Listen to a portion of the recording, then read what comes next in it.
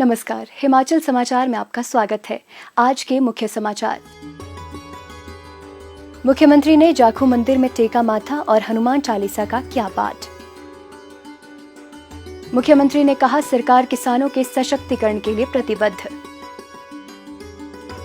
मुख्यमंत्री ने नालागढ़ विधानसभा क्षेत्र के लिए की 90 करोड़ रुपए की परियोजनाएं समर्पित। तकनीकी शिक्षा से मिल रहे युवाओं को रोजगार और स्वरोजगार के अवसर, प्रदेश में आयोजित किए जाएंगे तकनीकी उत्सव। और अब समाचार विस्तार से। मुख्यमंत्री ठाकुर सुखविंदर सिंह सुक्खू ने आज जाखू मंदिर शिमला में माथा टेका और हनुमान चालीसा का पाठ किया। पत्रकारों से बातचीत में मुख्यमंत्री ने कहा कि अयोध्या में प्राण प्रतिष्ठा के अवसर पर वो जाखू राम मंदिर आए हैं, क्योंकि हनुमान जी भगवान राम के परम भक्त थे। उन्होंने सभी प्रदेशवासियों से प्राण प्रतिष्ठा के अवसर पर दिए जलाने और उनके दिखाए रास्ते पर चलने की अपील की। हमने आज यहाँ हनुमान जी के मंदिर में पहुंचकर उनके हनुमान चालीसा का पाठ किया, जो भगवान राम की आज प्राण प्रतिष्ठा हो रही है। हनुमान जी के काम की बगैर रामायण अधूरी है। परम भगत थे, उनके चरणों को ऊपर बैठकर जो दिशा उन्होंने तय की है, उस दिशा में हम आगे बढ़ने की कोशिश कर रहे हैं।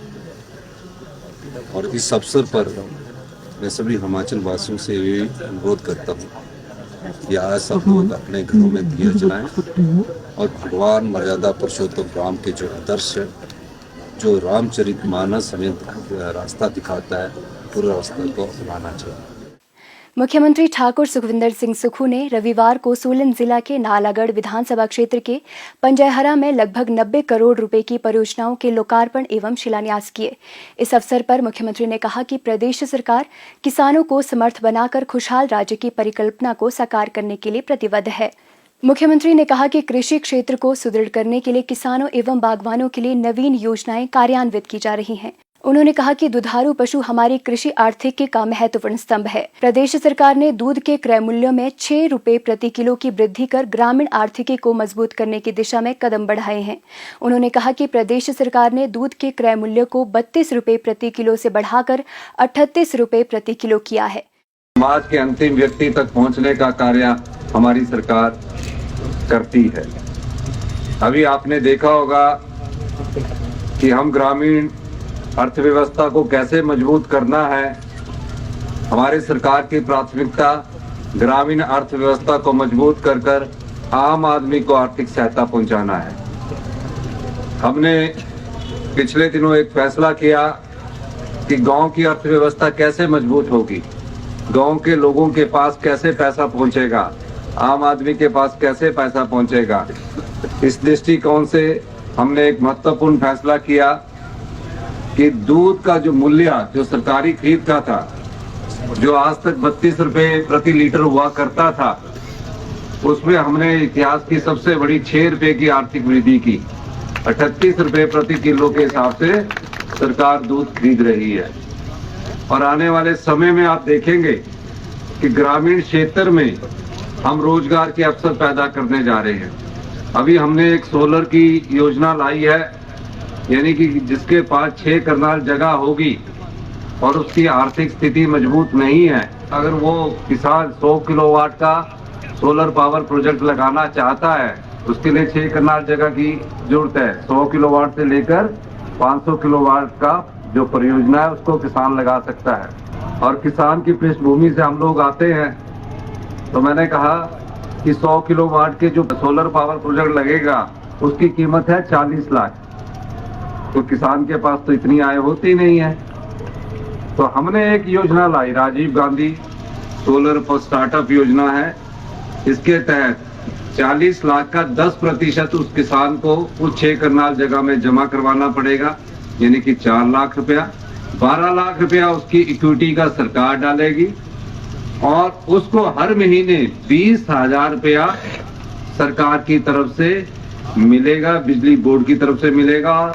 और पूरे साल में 2,40,000 रुपया उसको 100 किलोवाट का जो सोलर पावर प्रोजेक्ट लगाकर उसकी आय बढ़ेगी। उन्होंने कहा कि प्रदेश सरकार आर्थिक विषमताओं के बावजूद भी गांव-गांव तक विकास पहुंचाने के लिए कार्य कर रही है। उन्होंने कहा कि गत वर्ष की आपदा के दृष्टिगत प्रदेश सरकार ने अपने संसाधनों से प्रभावितों को राहत पहुंचाने के लिए 4500 करोड़ रुपए का विशेष राहत पैकेज जारी किया है। इसके तहत दी जा रही सहायता से आपदा प्रभावितों को राहत मिल रही है। मुख्यमंत्री को PG college Nalagarh old students association की ओर से 1 लाख रुपए का चेक आपदा राहत कोष के लिए भेंट किया गया। मुख्यमंत्री राहत कोष के लिए ग्राम पंचायत धबोटा के नुराता राम ठाकुर ने अपनी 2 माह की पेंशन तथा अपनी पत्नी के 3 माह की बुढ़ापा पेंशन की राशि 80,572 रुपए का चेक भेंट किया। प्रदेश सरकार तकनीकी शिक्षा का ज्ञान प्रदान कर युवाओं का कौशल उन्नयन कर उन्हें रोजगार और स्वरोजगार के अवसर उपलब्ध करवा रही है। युवाओं को आधुनिक युग के व्यावसायिक विषयों का ज्ञान और प्रशिक्षण देकर उनके सपनों को साकार करने की दिशा में कई प्रभावी कदम उठाए गए हैं। प्रदेश में 363 तकनीकी शिक्षा एवं औद्योगिक प्रशिक्षण संस्थान है। युवाओं को इस क्षेत्र में प्रोत्साहित करने के लिए वर्ष 2023-24 के दौरान 17 राजकीय औद्योगिक प्रशिक्षण संस्थानों में आधुनिक विषयों की 19 इकाइयां शुरू की गई हैं। ड्रोन के क्षेत्र में रोजगार और स्वरोजगार के अवसरों का प्रदेश के युवा लाभ उठा सके, इसके लिए प्रदेश सरकार प्रयासरत है। कांगड़ा जिला के ITI शाहपुर में प्रदेश का पहला ड्रोन फ्लाइंग ट्रेनिंग स्कूल संचालित किया जा रहा है। प्रदेश के 11 राजकीय प्रशिक्षण संस्थानों में ड्रोन सर्विस टेक्नीशियन कोर्स शुरू किए गए हैं, जिसके तहत 200 प्रशिक्षुओं को प्रशिक्षण दिया जा रहा है। प्रदेश में शीघ्र ही तकनीकी निदेशालय स्तर पर इंटर्नशिप और प्लेसमेंट के लिए एक समर्पित सेल स्थापित किया जाएगा।